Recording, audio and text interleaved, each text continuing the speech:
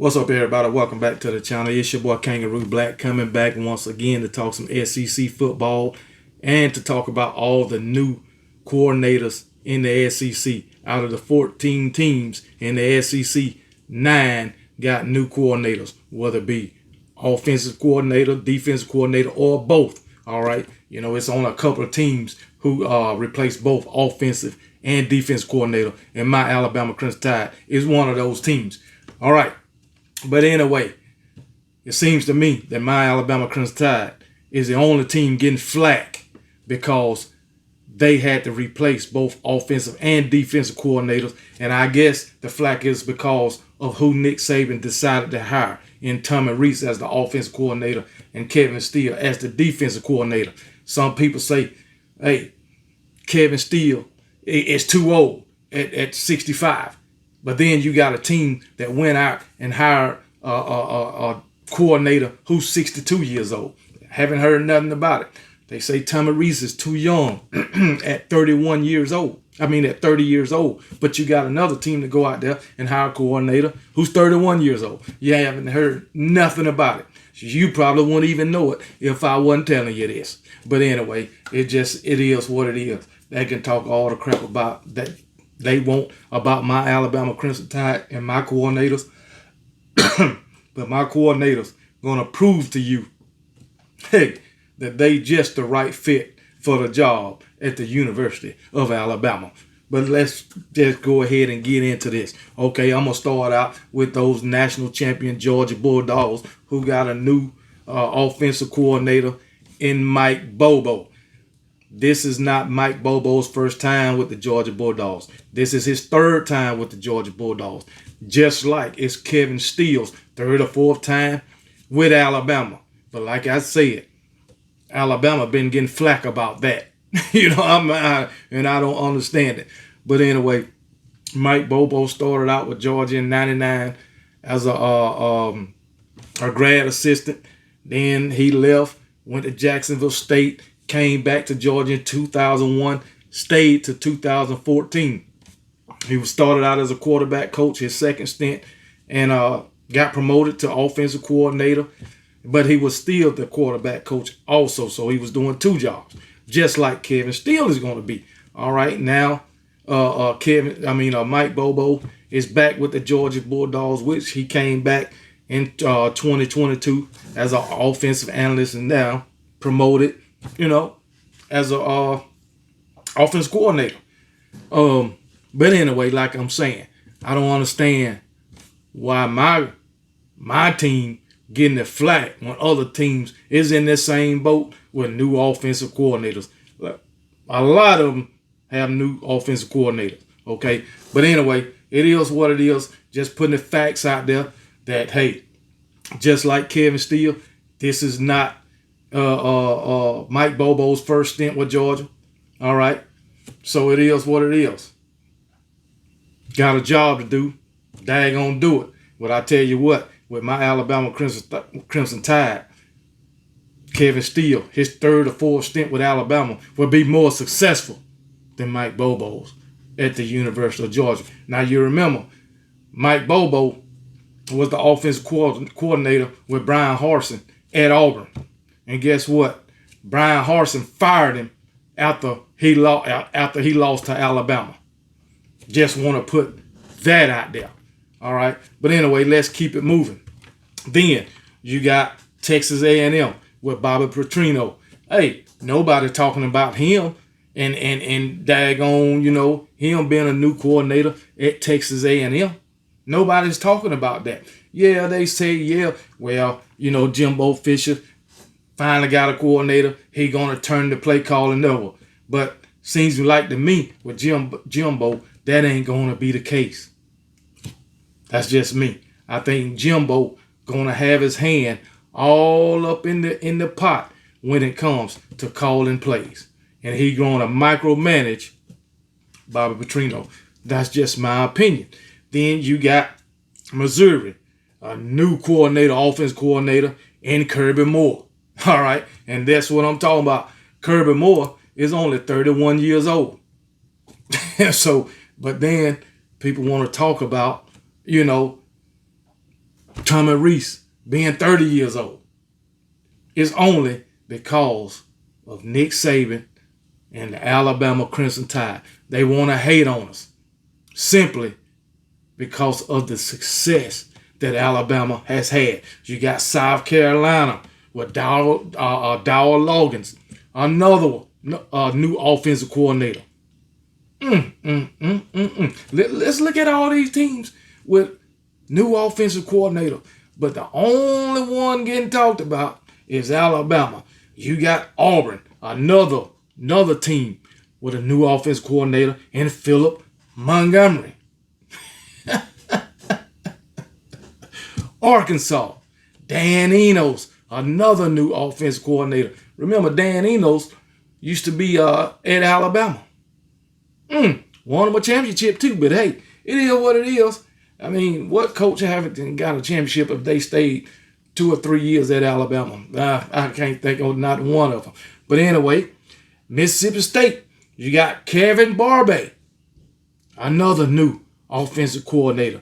Kentucky, Lamb Cohen, even though Lamb Cohen had been at Kentucky before. Matter of fact, he was there in 2021, left in 2022, and just coming back this season to be the offensive coordinator. Then you got Tennessee and Joe Hazel. So, hey, Joe Hazel. So, there's a lot of teams out there with new coordinators. Not just Alabama. Let's hear about some of these other coordinators. Not just Tommy Rees and Kevin Steele. You know. And another with Tennessee, I know this is Josh Heupel's offense, but you got a new coordinator. Will it look the same? I have the slightest idea. But that's neither here nor there. Tennessee is not what this video is about. This video is about all these teams with new coordinators.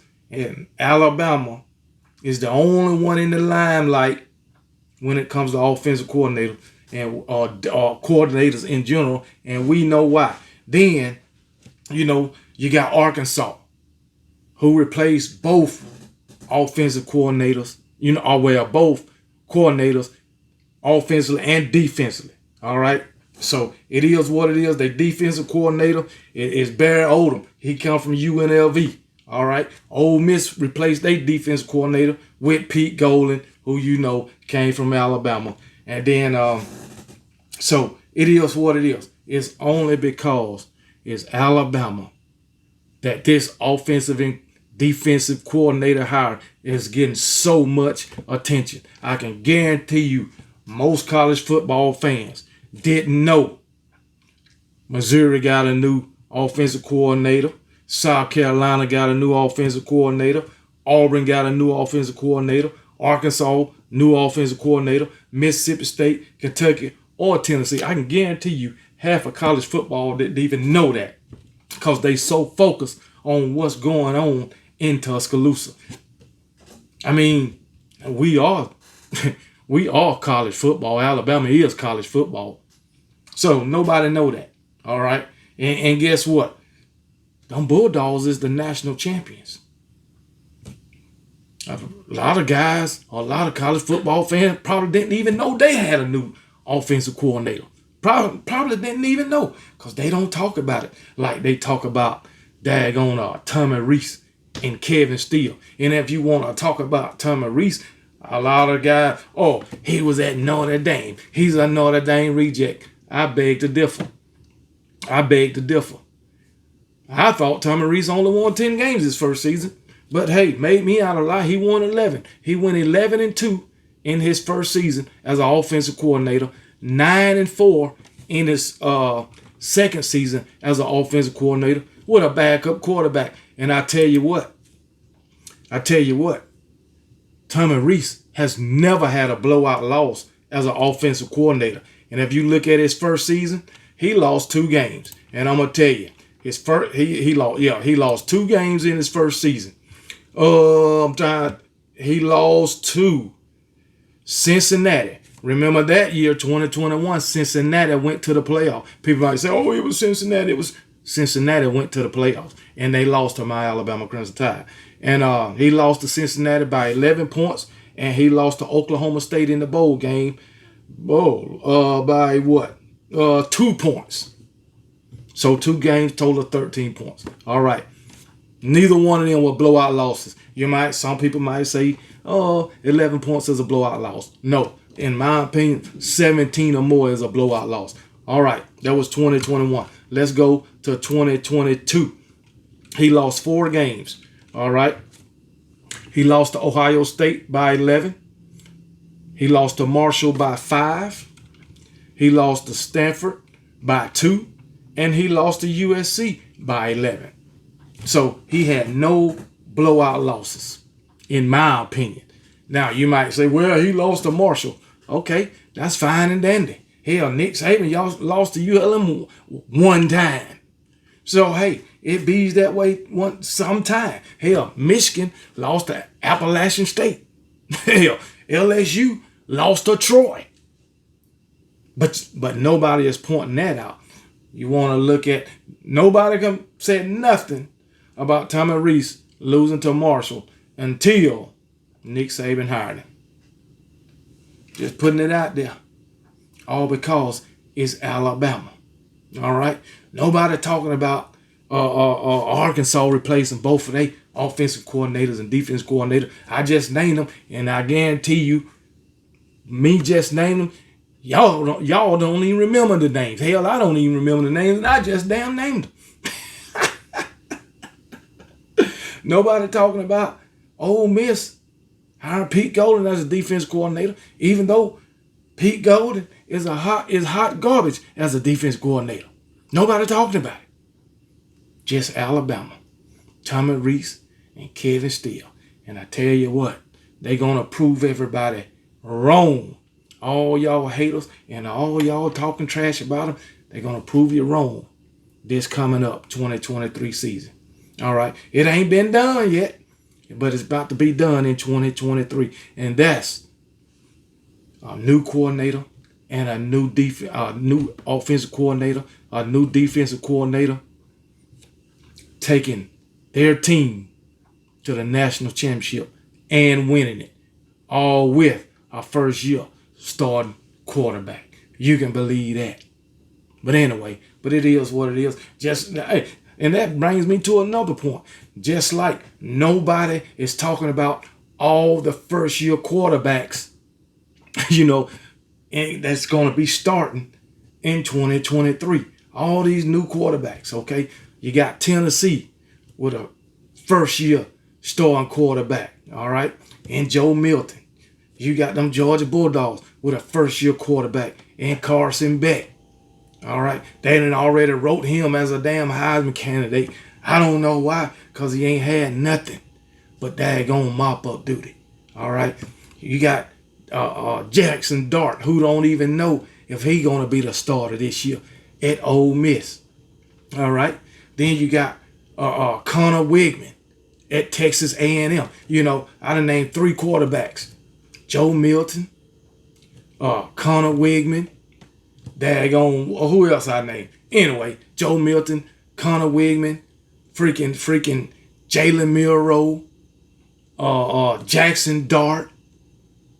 That's 4 guys going to be first year quarterback, all with more college experience, real game experience, college experience. All those guys got more experience than Carson Beck. But somehow, some of these gurus that pick Carson Beck as some kind of goddamn superhero, Heisman Trophy candidate. I beg to differ. But anyway, it is what it is. He might, like I said, I beg to differ, but he might turn out to be a great quarterback. He just very well may be. But I ain't seen it yet, and nobody else has seen it. And if you say Carson Beck, he's going to win 10 games, I don't know. With that damn schedule, he should win all of them. I'm going to just put it that way. With that schedule, he should win all of them. So I ain't going, no wonder they put him as a damn Heisman Trophy candidate because of that damn schedule. So I wouldn't doubt it. I almost forgot about that shit. But anyway, hey, y'all need to lay off my Alabama Crimson Tide. And my coordinators and my whoever's going to be the quarterback. Everybody's saying we ain't got no quarterback. Hell, a lot of teams ain't got no quarterback yet. So, hey, it is what it is. All I know is my Alabama Crimson Tide, as for now, got 5 of them. That's all I know. Which one going to be the starter? I don't give a damn. I got faith in all of them. But anyway, let me get off my Alabama Crimson Tide soapbox, okay? But lay off my coordinators because, and my Alabama Crimson Tide, and my coach, because Alabama is not the only team in the SEC. Over half of them got new coordinators. 9 out of 14 got new coordinators. Talk about some of them, please. Roll damn Tide.